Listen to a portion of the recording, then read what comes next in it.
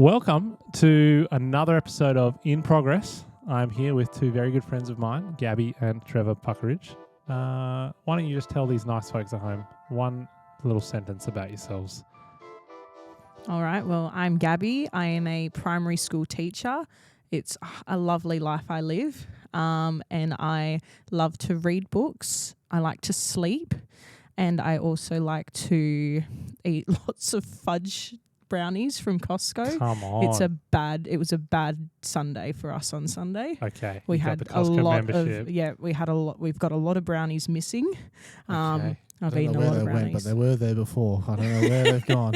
They have been pilfered. But I love my brownies from Costco. Okay. Very good. Yeah, and I'm Trevor. I sell sea containers for a living. Yeah. Um, Hey, no sponsorships. Okay. No- We're not branding this thing. No branding. Damn it. Oh, that's a shame. That's the whole reason I agreed to do this, was to try and get the message out there. Trying to get some sales. I'm a wannabe golfer, wannabe cricketer. No good at either of them, but just do our best. And you are the Rocks Football Club primary goalkeeper. Try to be. Try to be. Try to be. Yeah. Just you're because no one bright. else wants to do it. And in your bright pink as well. I look fabulous in that pink shirt. Yeah, Yeah. yeah, it's very true. So today we are talking about friendship. Care Bears insert thing. I wonder if Ashton could do that, if he could put in a Care Bears thing. The reason I want to talk about it is because you guys are a little bit younger than me. Not that much younger than me, I think, but like a little bit younger. I feel like I grew up in the age of the internet where like you could jump on, we called it MSN. So you had like this instant messaging thing. Do you guys have MSN? I had it on my computer, and I think like my older sister used it because she's around the same age as There you. go. But I wasn't a part of that generation. Yeah, no, it was a little bit before me. No. But so No. this was the thing, right? So I'd go to school and then you'd come home and you'd like race home to turn on the computer and then you'd like dial up the internet and then you'd sit on MSN for like an hour and a half and talk to all your friends from school. So like that was like your digital friendship. So what was weird for me was like I would have like these digital friends on MSN, but then they wouldn't speak to me at school. But your generation, I feel like, has a slightly different experience of the digital friendship world. And so that's kind of what we want to talk about today. But before we get there, I think we should maybe break some ice. What about if you could add one feature to any social media, what would you add? One feature to social media. Holy dooly. Probably a feature that involves some form of AI that just knows what I want to say, so I don't have to type it instead. Very Does good. the brain work for you before you, so you don't have to do the brain work? You can look pretty, take your picture, upload it, and then that's it. Does all the fact checking for me. The fact checking, that's actually a great idea. Or and pokes people for you, so you don't have to do it yourself. Yeah. Where Is was that that- in 2015? Is that still a thing? Apparently. I get random pokes all the time from a member of our YA community. Wow. Not to be Unsolicited named. pokes Yeah. over the internet. Just one guy just randomly poking me. wow. I don't know if it's personal now, if it's some sort of social threat, but Well, this is actually a great segue because I didn't even know that the poke was still a thing on Facebook. Tell me about a feature from social media that's been deleted that you wish was still back, like I wish was still there. I mean, we were talking about it before where I never used it, but on Instagram they had like a shopping feature, and I'd always just like to just look. I would never buy anything. So it's like Facebook Marketplace, but on Really? Instagram, and you could shop and you could purchase things. And I saw like the people I watch on YouTube, they would go and do it, and like I'd watch their videos, but I never did it. But it Wow. was just fun to just, scroll and have a look at all these like outfits and stuff. Yeah. Not there anymore, I don't think. I didn't even know that was a thing. It's still a thing, but it's something I miss is just playing around on the old Snapchat filters, making myself look like a puppy dog. And The puppy dog's a classic one. the old faithful puppy dog, or you'll be wearing glasses that aren't actually there. Oh, and the rainbow one too, where you open your mouth and See, the this now, I rainbow. reckon this is the difference. This is how you know the generation. Because Snapchat came in, I reckon, when I was like 22 or 23. And I was like, I'm too old for that thing. Like, I just knew it. And I like got it for like a little while. And like there was I was working at a school and me and one of the other teachers had it because like all the students were like, you got to get streaks. So we like had a streak together But like even then, I was like, it's just not my people, is it? Yeah, well, in high school, streaks was like the pinnacle of a friendship. If you had a 40, 50-day streak going on, they must be like your top Well, my friend besties. and I, we reached a 2-year streak, and we No actually way. baked a cake, and we made a cake and we celebrated our That 2-year was like streak. 750 days in a row. Or something? Yeah, something like that. Yeah, You we olds got we too fully much time on your hands. celebrated. We celebrated 2 years of streaking. Wow. Mm. Yeah, out of context, Snapchat that's a great streaking. soundbite. That is a great soundbite out of context. All right, what about some embarrassing DMs? You guys got some embarrassing Trevor's got some stories? good Yeah, ones. I'm a bit of a klutz when it comes to typing, so there's always something going on. Quite often end up messaging my best mate a little, "Hey mate, how you doing? XX."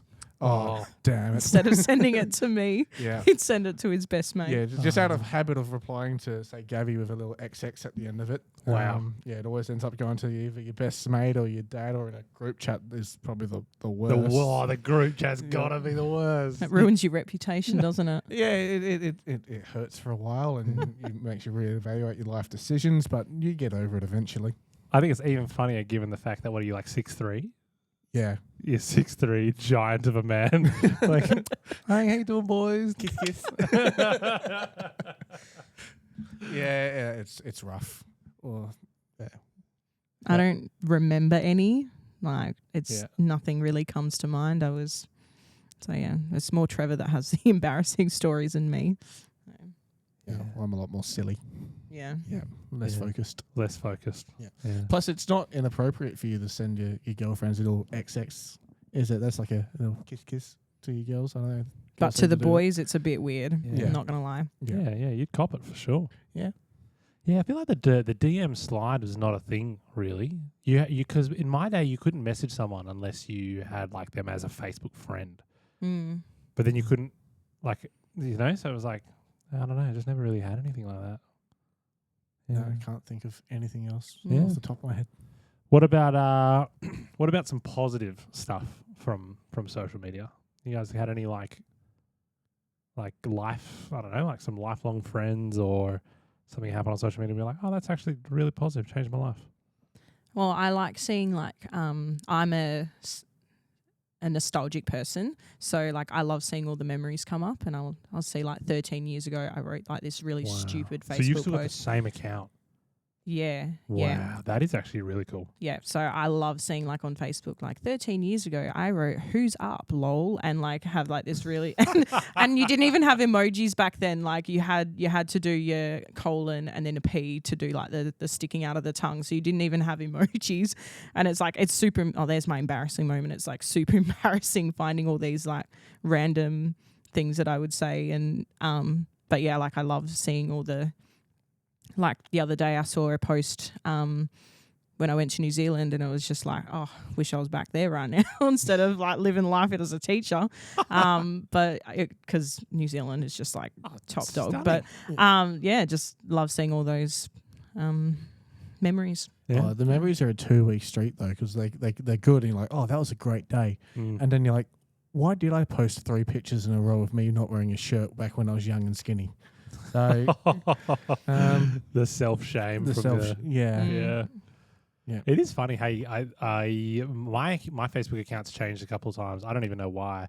But Kira's one is the same, and hers sometimes she'll come up with a memory and she'll be like, delete that. Like Yeah, because you from, can like, delete them. 15-year-old Yeah, self. yeah. You're like, I don't want that on the internet anymore. Yeah. It is funny. It is funny. So we are talking friendships today, and we're talking about this weird world that we're currently living in, where everyone's very connected because you got this strange digital world, and yet, you know, the stats don't lie. People are still very lonely. People kind of long for this deep connection that doesn't seem to really happen. Just wondering what your guys' thoughts are on the whole thing. What is friendship? What's it supposed to be? Well, friendship is connecting ultimately. It's catching up with someone, and doing it digitally, it's a bit different because you're not seeing that person in front of you. It's just a message. Like I find it really important to, like, I always try and catch up with my friends because then I can see their emotions. I can see who they are, what they've been up to. And instead of just sharing a photo, actually being in the presence of somebody else. Yeah, interesting. It does change things, doesn't it? Yeah. Yeah. Friendship's just building a relationship, and then and that relationship, I believe, should be built in person, and then you sort of reaffirm it on social media by reaching out, going, "Hey mate, it was great catching up today," or "When are we hanging out next?" Like for me in high school, social media was always a way to organise a catch up rather than being the main form of communication. Yeah, good. So it becomes a tool to facilitate that real in person. Yeah, very good. Do you guys have like in your current friendship circles, would you say most of your like friendship time is in person now, or is it more digital? I would say it's probably a 50-50 split for me. I got a lot of friends that we all work, so then we're all in group chats, and we'll catch up on group chat, and then if you want to count Xbox Live as a social media platform as well, like the main talking we do is on there while playing COD or something like that. But then you've also got communities around church and around the cricket club where you probably catch up in person more often than talking on Messenger or WhatsApp or the countless other social media platforms there are. Yeah, and I'm busy all the time, so being on social media is sometimes a little bit easier. Like I've got a friend that lives in Manjimup, and so I'd see her probably once every 1 to 2 years if she comes and travels up to Perth, and then I'm just like messaging because I'm an introvert, so I don't most times I'm not a social person, so messaging is just it's an easy way out for me. It's just better for me to do that way, but obviously I still love to catch up with my friends because it's just that connection, and it just warms my heart just to be able to be in that, like I said before, be in the presence of somebody. So. That's interesting. So you're introverted. Are you extroverted or introverted? I'm extroverted. Extroverted. So this is an interesting one. So do you still feel like you gain like energy and love from someone even though you're introverted? For a certain amount of time, and then my introverted clock goes to 0, and I'm like, get me out of here. I need to go to bed. I need to hide under the blanket because it's like and it just gets too much for me. Just to clarify, you also chose the career of being a teacher. Yes. With 27 or yes. 32. Very high energy. Yep. I feel like kids are a little bit different because you can just put on a mask and it's like, hi, welcome to school. Like sort of. That sounds very healthy. Sounds very, very sustainable. Sure. Yeah, we're getting through it. Pretend to be someone else for 7 hours. I hope that doesn't come back to bite me. No, being a teacher is always what I've wanted to do. Like it's been my dream since I was literally in year 1. So, like I've always wanted to do it. So it doesn't drain me. It's just, friendships is like, because I give my heart and soul. It's a different type of connection, right? different. What do you think changes? Why do you think it is different? Because I would agree with you, I think. Because I'm extroverted and sounds like so are you. I feel like for me, I love like 30 to 45 second conversation with like 25 people. I'm like, I am fired up. Like I'm ready to go. But I'm kind of the same. If I go to sit down with someone for an hour, I'm like kind of tanked by the end of it. And I would have thought it would have been the opposite, being extroverted. But I think there is something different about that depth of connection, right? Because you feel like you just want to give it your all because you care about this person. Like it's just caring, and you just want to love on this person, and you're so excited to see them. Like like if I haven't seen a friend in like 6 months, it's like, oh, so excited to see you, blah, blah, blah, blah, blah, talking, and then get in the car and it's like, oh, okay. Like, oh, it was just like, I have to give a lot more energy than what Trevor would. Like Trevor thrives when we go see friends and he's like, and then I'm like. If it's a group where I can try and be the center of attention and try and make the group laugh or do something wacko, then I'll be up and about.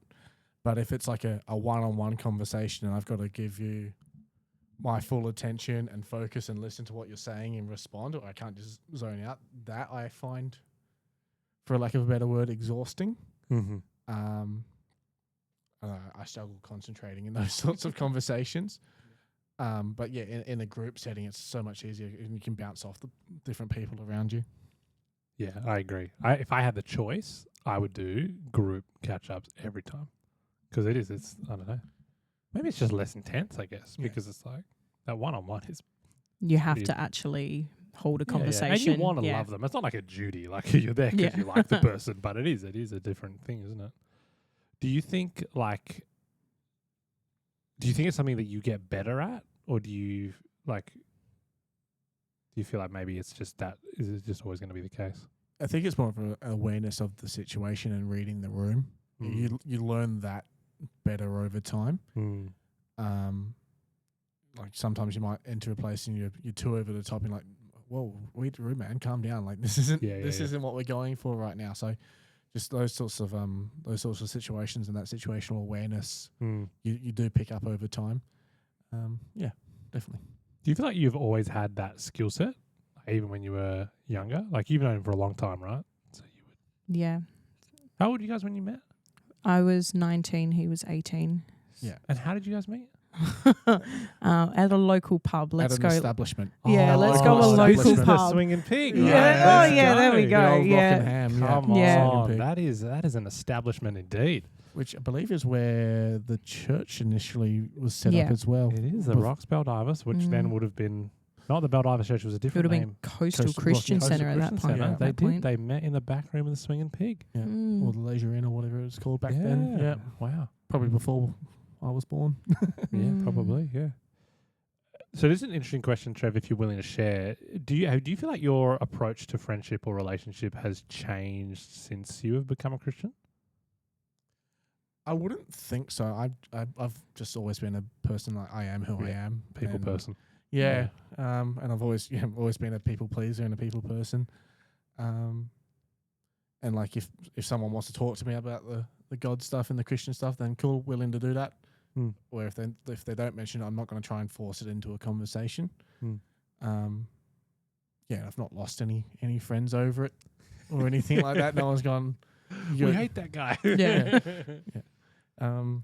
Yeah. So I don't think so. I've just always been me, and I don't really change for anyone. Yeah, well, Yeah. it's good. Very healthy. Very self-aware. Yeah. Yeah. So I think I've got my notes down here. In Ecclesiastes, we've got this idea of like two are better than one. Like this idea that like life can be difficult when we're by ourselves.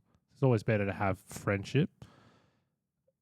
But I feel like in our current cultural moment, and you guys can correct me here if I'm wrong in my understanding of this, but in our current cultural moment, it feels to me that like we're quite bent on like independence.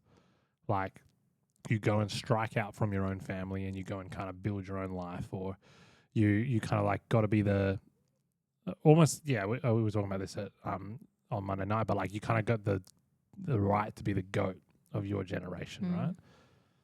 But it seems to me that like the more you kind of push out that way and try to be this lone wolf, like the harder life kind of seems to get. Just wondering what your guys' thoughts are on that kind of radical independence that we kind of have.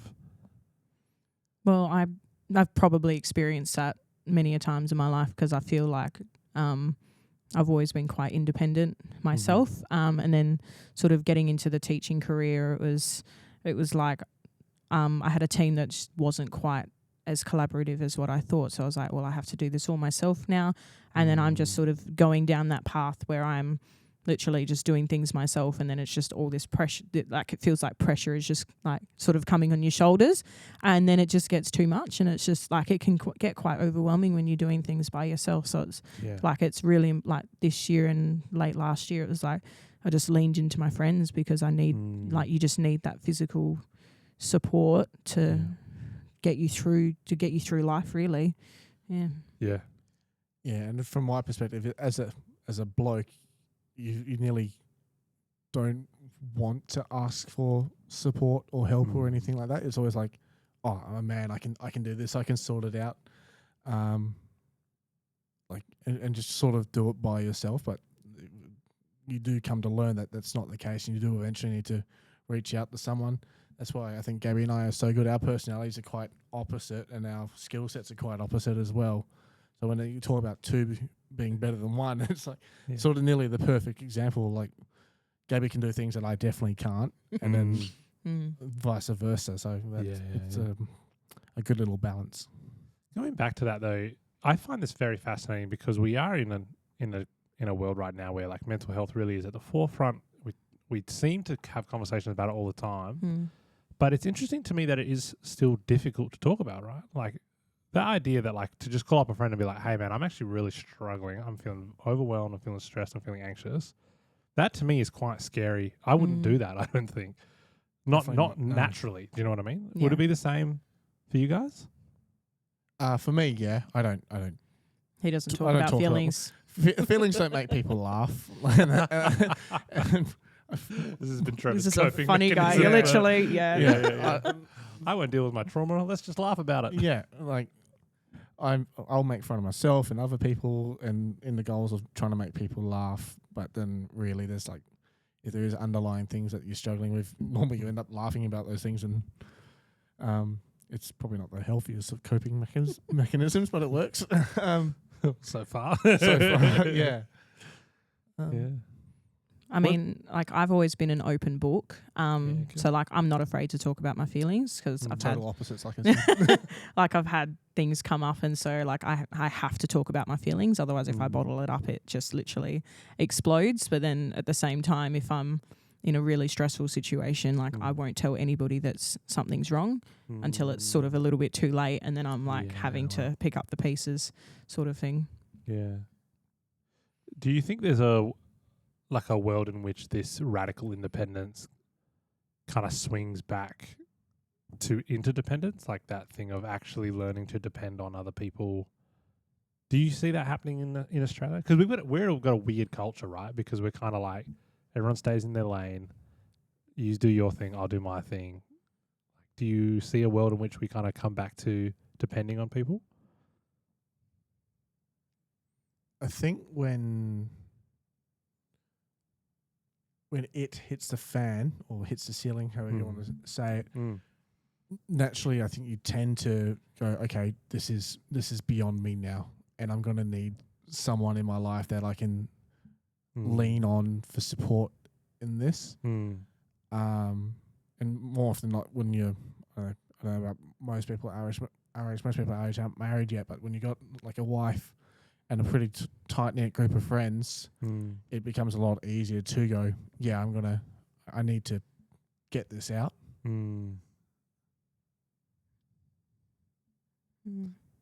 Yeah, it's an interesting one, isn't it? Like, so for you guys, like, what would be your primary, like, friendship circle right now? Where is that located?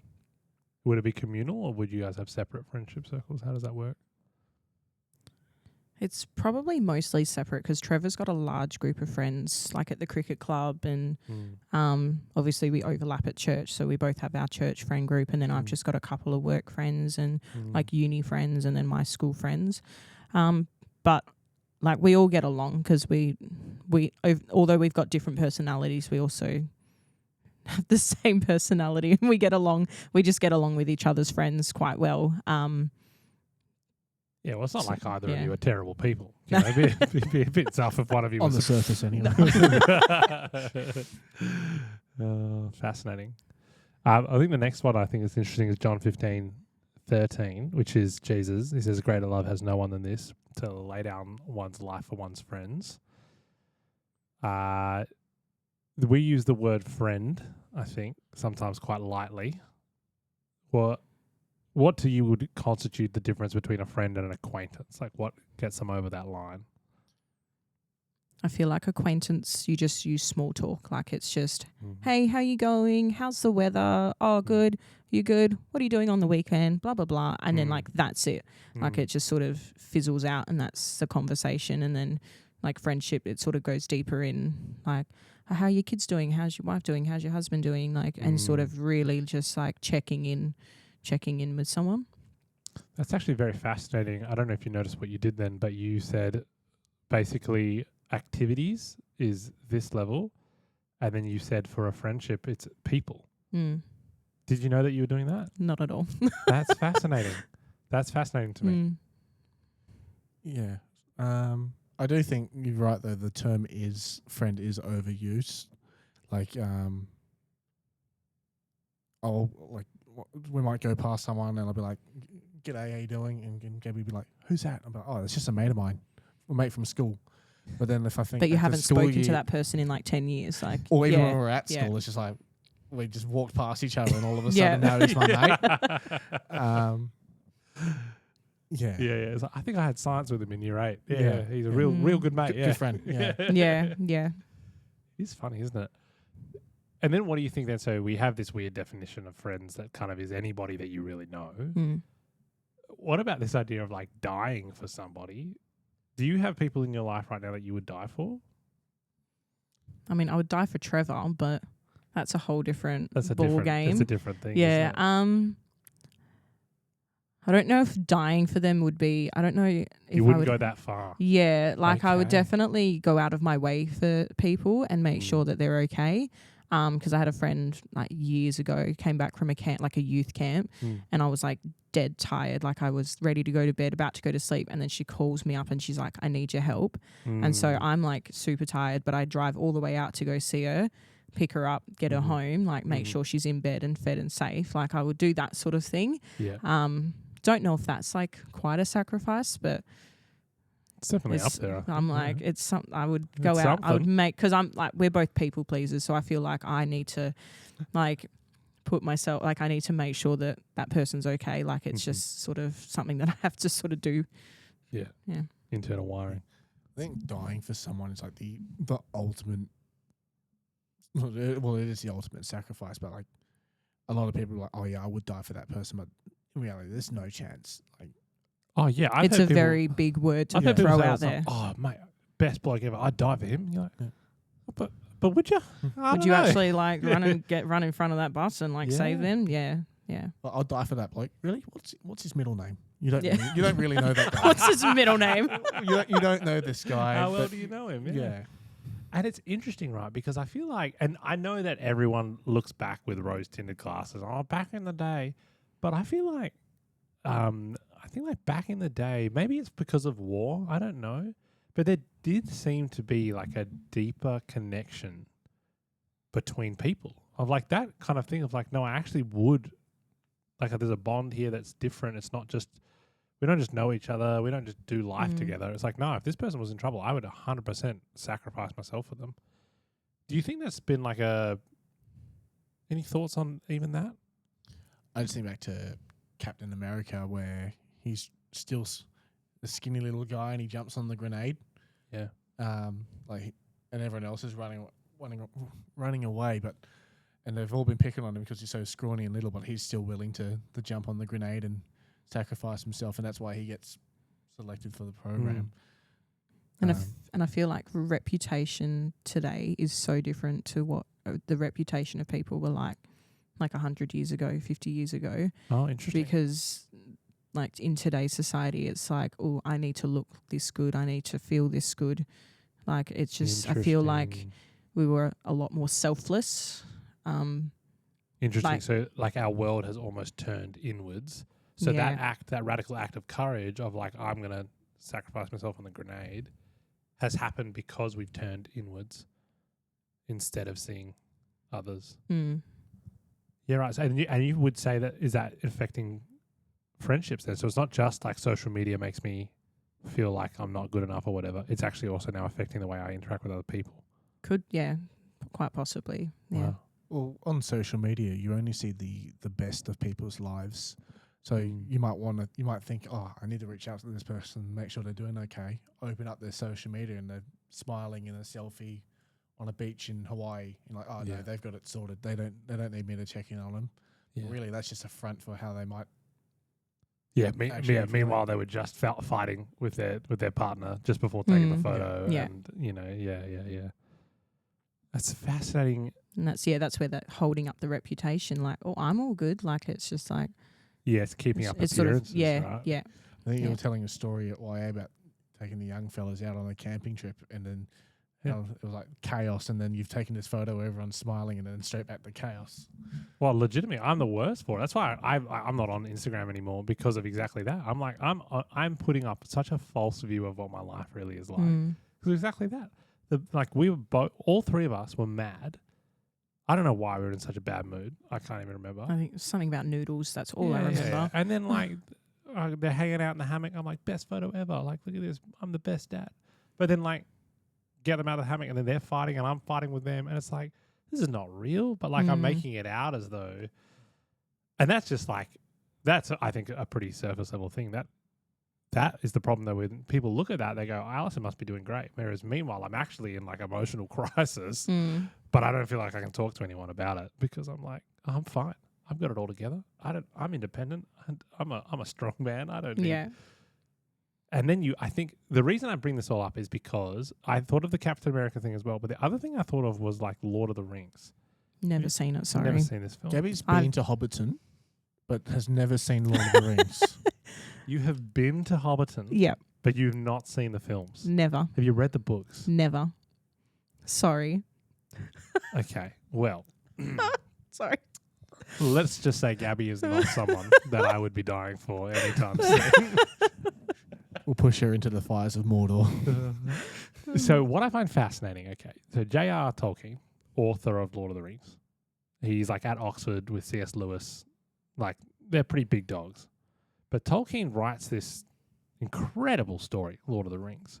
But what I find fascinating about the way that they're portrayed in both the books and the movies is how deeply affectionate the main characters are with one another. I find it very jarring, I think, because I don't associate affection with friendship.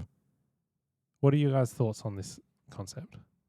Well, I'm not a very affectionate person as is.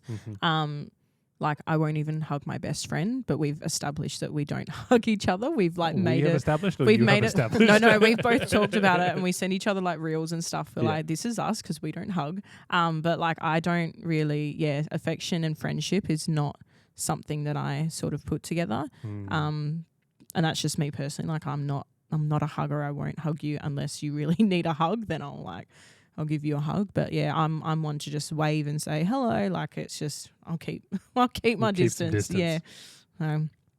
So I am quite an affectionate person. Opposites, guys. Oh, this Opposites. is brutal. This is But I wouldn't describe any of my relationships with my mates as affectionate. Like I feel like it's different for guys and girls. Yeah. The closest we might get is it called a dap when you try and do the hand clappy thing? I don't know. The one with like the sound. The old bro hug or whatever it is. Yeah. Like that's as close as you would get. Yeah. Little bum tap if someone gets a wicket out in cricket and your butt tap. Flat hand only though, right? Yeah, flat hand only. Flat hand only. No cupping. No Cupping not acceptable. Yeah. No cupping allowed. Yeah, but that's as close as you get to any sort of affection, and that's only in the physical form. In I think non-verbal form between blokes is verbal form is a lot harder instead of physical touch, like the high-fiving and things like that. Yeah. You're not going to go up to a bro and go, "I love you, bro." Yeah, it's weird though. Right? It's so uncommon, right? Because you do, and you know you do, but you're not going to say it because even like feel like a lower level of that would just be like appreciation, right? Like, oh, you know, I really appreciate people in my life. I'm like, when did I last tell them that I appreciate the person that they are or whatever? Which I think is all part of that affection path, right? Yeah. So with all of that in mind, then, so Jesus says this, you know, greater love has no one than this, that to lay down one's life for one's friends. Practically speaking, like we're not in war, so we're not going to go and take a bullet for somebody. But what would it look like now, from your perspective, to really sacrifice for a friend? Like what? Like if someone did this for you, you'd be like, wow, that person obviously loves me. I feel like I'm coming back to the reputation thing, but like just giving up that like sort of fake persona that you've created and just like stepping out and just like helping that person regardless of what you sort of created yourself to be. Like, I think the most valuable commodity at the moment for anyone is time. So, like, true friendship, I think, is making time for someone in a busy schedule when they need it, or finding opportunities to catch up with someone. And it's like, if I was struggling and someone goes, mate, let's just catch up for a beer or a coffee or something like that, I'd be like, oh, they've actually gone out of their way to make up something. That's it's not the same level as putting your life down for someone, but with how busy the modern day world is, it's probably something that we take for granted is when you do get to spend moments of time with someone. Yeah, it's actually interesting as well because I think it kind of comes back to what you were saying in the beginning, which is that 3-dimensional conversation being so different to a message or anything like that. And it's a really loving way to treat someone like, hey, I want to spend time with you, just you. Well, a message you don't get any emotion behind it, and Even with emojis, it's still like it can be misinterpreted. I don't know if you've seen the video of the I can't remember the group's name, and it's like, oh, I'm fine with it, whatever, and he's like meaning in like I'm chill, whatever. But then when he's reading the message, he's like, I'm fine, whatever. I'll show him. So the way that those sorts of messages can get misinterpreted just doesn't happen when you can see someone's face, see their expression, see their hear their mannerisms properly, and just see all those sort of non-verbal cues and tone in their voice and things like that. Yeah, and I think it comes back to like the word intimacy, right? Which is sometimes you would use in a romantic context, but at the end of the day, it's really intimacy, right? Being able to look someone in the eyes and see that expression and understand everything else that's going on in the picture does change. And if someone's really down, being able to non-verbally express all that must be such a great release, right? Like for that person, I think. But you wouldn't take a bullet. What you're saying is, No, that you might, a $14 pint, that's fine. Yeah, yeah. But that's the limit. yeah. Bullet looks like it hurts too much. Let's be honest. And you say that, but you're a goalkeeper, and you would just take a ball to the face all the time. Yeah, but that's not going to kill me. Trevor's like a cuddly bear. Like He's a big cuddly bear. there's a little bit to protect him. So Yeah, but like, how do you just take the ball and not get hurt? It's like, well, look at this, it's squishy. Inbuilt cushion. Oh, that's very funny. All right, so let's talk some practical applications of all this then. Oh, I've got it in here. Look at that. Commit to regular in-person connections. we're already on it. We're like tick. Look at this. You guys killed it. Be vulnerable. Can we talk about vulnerability? Scared to. We're scared to. Scared to. Have you guys ever heard of the podcast The Imperfects?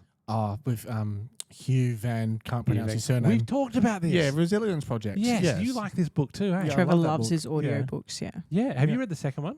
No, not yet. Okay, the first one, Resilience Project, phenomenal, right? Yeah. Okay, that's okay. The real vulnerability now. Okay, I'll go first. I'm listening to the Resilience Project audiobook as well. I'm on the way to work. It's a Tuesday morning, and he's sharing some story as he does in the book, and I'm like driving down the road, and I'm just weeping, just like crying. I'm like, oh my gosh, because it's like the story in there where he's talking about this guy from the cricket club who he like knows he should message, but then he doesn't. And then like a few days later, it's like obviously a very negative story. But I just remember in that moment being like, gosh, that is actually the power of connecting with someone. Mm. It can actually change the trajectory of someone's life. Why are we talking about this? Vulnerability. Right, vulnerability. I was like, I'm being vulnerable about this book, that I think. But what like vulnerability is something that people kind of avoid, right? Well, Do you 'cause avoid it? I mean, because I've had some issues at work where I've been vulnerable and Mm. it's like literally bit me in the back. Like it's interesting. so being vulnerable is quite tricky because it's like So then you put walls up because you're like, I've been hurt, now I don't want to do it again. But like I don't mind being vulnerable because it shows like that I'm like it's a true character, that like you're showing who you are. It's like then you can have support. Like Yeah. it's just but it's it can be really tricky because you're letting your guard down, Yeah. and it's like you're showing your weaknesses to people, and it's like, oh, are they going to judge me for what I'm showing them? Like it's a scary part to be in, because it's like, Yeah. do you trust this person enough to be vulnerable with them? And it's just like a whole like a lot of questions come up as you're talking about it. Which ironically, maybe that is laying down your life for someone now because of this social media facade and everything like that. Actually, that vulnerability is letting someone in to see something that someone else may never see. Like showing your true self, like just stripping everything away and just really Yeah. showcasing what's actually going on, not like the Instagram picture and showing your best self, but really Yeah. digging deep. Yeah. Yeah. It's something I struggle with personally, like being vulnerable. It's like if I open up, are they going to think I'm competent or good enough for work? Example, if I go, man, I'm struggling with my workload, and this guy, he can't handle the pressure of his job. He's probably not the right person for it, and Yeah, interesting. so those sorts of things is like, I need to ask for help here, but then are they going to think I'm good enough, or do they think like we have to replace this guy because he can't handle the workload and it's below him, sort of above him? Yeah, so it's almost like vulnerability can like impede your life progress in some respects, right? Yeah. Yeah. That's actually really interesting. I just finished doing like a course on meetings, on how to like run effective meetings, and the final episode of the course is on like one-on-ones. And the guy running the course is sharing how like at the beginning of every one-on-one, he asks his staff member like, "How are you doing?" And he said he was doing this with one staff member for like 3 months. So that's 12 meetings. And by the 12th one, she basically is like, "Wait, do you actually want to know how I'm doing?" And he's like, "Yes, that's why I'm asking." She's like, "Oh my gosh, I'm doing terribly." Like, and then like all this stuff comes out, totally overworked, totally overloaded, but didn't know that offer was actually real because of exactly that of like, well, what happens if he finds out that I'm not actually competent or I'm not good enough? There's so much fear on the other side of it, Yeah, right? like my bosses literally asked me last year because I had a rough year last year with work, and she's like, "Are you okay?" And I had to say no. I had to say yes because I was like, I'm not willing to let my guard down in front of someone who is literally watching me and like how Particularly I as a graduate as well, when it's your first year on the job, full time, second year. But anyway. Yeah. But still within that 3-year kind of window, right? Yeah. And I guess that's weird because it's a power dynamic. But then I think in friendship, it's an even more intense dynamic because it's like, what if I lose this connection, right? Because you want to depend on this person and you want to love this person. I'm like, gosh, if they find out what I'm really like, they might never want to they'll hang out with leave. me again. or you don't want to come across as just seeking attention or like concerned that maybe even if you do open up, that your concerns aren't going to be treated as It's almost like you don't want to be genuine. in position, right? Yeah. Because they're like, oh no, there's some real serious stuff that maybe they're dealing with, and you don't feel like I can't share it because like, is that still a thing? Yeah, I think so. Like, if you want to open up to someone, you're like, they've probably got their own stuff in life going on. And you don't sort of want to one-up the situation. You don't want to go, well, your life sucks, but mine does too. Like, you don't want to, you don't really want to go down that road. Yeah. And you just don't want to be, burdening, like, is me telling this person this going to be a burden on them? Probably. So it's all right. I'll just keep it here and. Which is so unhealthy, right? Because all of our friends, we're like, tell me what's going on. We want to be able to be a support for them, right? But we'll never tell anyone else what's going on because of that exact fear. Yeah, fascinating. What are some other misconceptions here? Practical applications. Use social media to support, not replace real life friendships. Hey, that was your opening line, mate. No, Jeez, you guys are A grade. This has been a great conversation. Oh, yeah. Should we talk about this misconception? Social media makes relationships easier. Is that real? I don't think it's necessarily. It doesn't make it easier, but it also can if it's used in the right way. I think, as I said earlier, if you're using social media as your platform to go, hey, let's catch up, got time for a coffee. What are you doing on this date? Then cool, that makes things a heck of a lot easier than sending a courier pigeon across to go, mate, want to catch up? 100%. 3 days later, no. Leaves you on red. Yeah. Well, that hurts. Being left on red hurts. Pigeon flies back with an empty envelope. Yeah. Like, oh yeah, I read it. I'm just not replying. Yeah. Do you Yes. think it makes it harder then? I don't think so. Again, probably just from what I said before about the non-verbal cues and tones and things like that. Like if you want to try and get a point across, it's a lot harder to do it through a message unless you run it through ChatGPT. But Yeah. But then you get some weird like flattened thing, and you can always tell, right? You can tell when it's AI for sure. Yeah. Well, like, and you have to play the waiting game. Like, are they asleep? Are they busy? Like, are they just not answering their phone? Like, it's just waiting game. And then you're like, well, the moment's over. I don't really want to like hang out with you anymore. Like, That was it. That, so you had a 15-minute window. You lost it, gal. No. We catch up on my time. not Yeah. yours. But that is an interesting phenomenon, right? Because yours is the first generation that's kind of grown up in this instant world of like you should be available at all times. But that wasn't even a thing. Like even when I was a kid, like you had to like phone someone's home landline. I did that growing up. Yeah. And you'd like be like, "Hello, Mrs. XYZ, can I please speak to your son?" And then like yeah. even then it's super weird because they're like, "Why do you want to talk to him?" And you're like, "I'm sorry." Let me talk to your parents first and make Yeah. sure that you're Yeah, exactly. Whereas like most of the time now, it's like if I message you, you should respond instantly. Why have you not responded yet? Yeah. You know, like that's kind of the mentality, which is interesting. Like a world getting more impatient. So, yeah. growing up for me, it's like most of the friends I had growing up is like we just caught up at the park, and we just knew 3:30 every day would be at the park with a footy.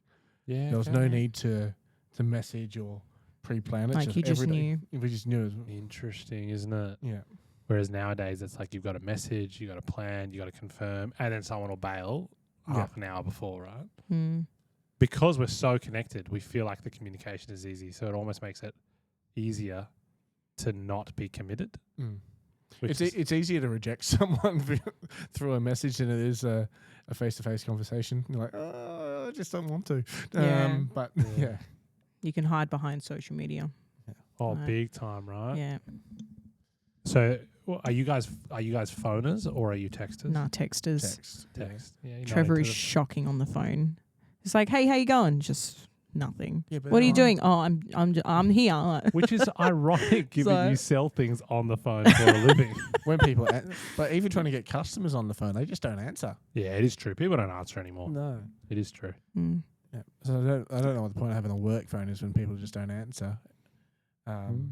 Like I won't answer a phone call. Like if I don't know the number, Mm. and then if they leave a message, I'll call back. But like Oh, I you'll will call not. back if they leave a message. If You're they a good leave a person. message, I know I'm really nice, but like if they don't leave a message, I'm like, nah, because it could be a spam. Like it's most likely a spam, but it's just like I will not Yeah. answer a phone call unless I know the number. I'll just leave it because I I'm pretty like, much no. always call back. But then I don't know, like if someone calls me, I miss it, and then I call them back like a minute later. It's like they've thrown their phone halfway across the world and have no possible means of getting it. But then the worst though is when you call back like 2 or 3 times and you're like, "Come on, brother! You had it in your phone hand because you called me." You're like, what if Yeah. this is an emergency, Where is people? it? Yeah. Yeah. And then they'll email with your boss and copy and be like, I tried to reach you on the phone. And then, why didn't you? Why aren't you answering your phone calls, Trev?